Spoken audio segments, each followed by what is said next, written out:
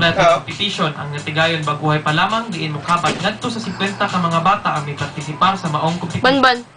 Layon sa maong competition nga makatabang ngadto sa mga kabataang dunay cancer. Gikan sa swimming, running ug biking, way giatrasan ang mga kabataan.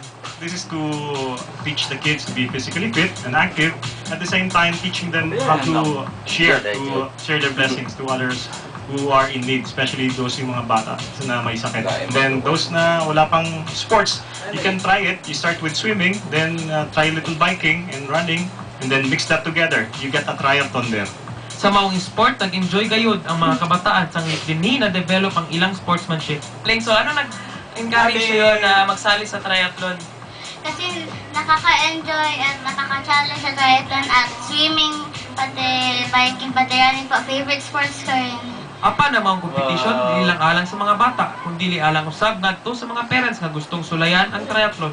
Ug ang nag-inusara si Daddy Oscar ang miapil.